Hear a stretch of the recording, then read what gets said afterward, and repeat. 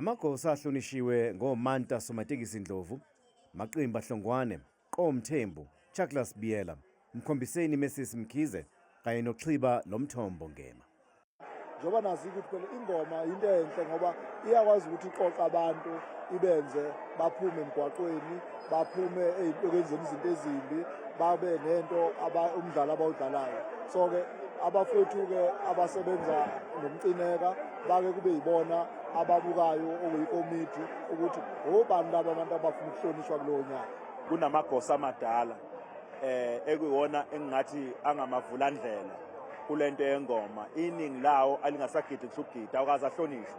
Sikhuluma ngamagosa aqala ingoma ngama-60s, kodwa awukazi ube bikho umqondo ukuthi kube khona into eyenziwayo ukuhlonipha igalelo abalibambile ekuthenini ingoma ifike lapha ekhona namhlanje.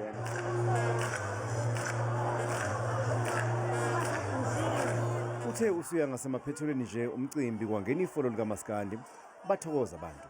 Masibona into yakithi ibuye ngamandla kanje, abantu abathandane, abantu ababonisane, abantu abayeke ukubulalana, abantu abenza izinto ezinhle ngoba yizona izinto ezihlanganisa abantu, ezakha izigodi, ezakha indawo zibe nesithunzi. Akuve kubalekile ukuthi mangabe umuntu uphila nabantu la endaweni ohamba kizo la usebenza khona, ukwazi ukuthatha into enhle uyilethe endaweni yakini uzokhombisa abantu bakini ukuthi njengoba uphumelele kangaka nje uphila nobani.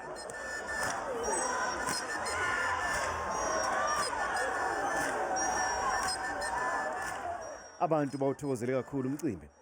Lokho esikubonayo kuyajabulisa kakhulu because thina masikhula vele sikhule sithanda lento yengoma, esiyithanda siyifila. Ngijabule kakhulu ukuzalana, into ebengiyizela kakhulu zobuka ingoma nefolo lamaskandi. Iliphi ikhosi obone lidlalile kahle njengamanje ngoba kuthina namagosa amagama. Iliphi ikhosi obone lidlalile kahle nje awuchazi Khona lengane mfowethu okuthiwa uCweshe mfowethu egidela iTeam Orange bafu.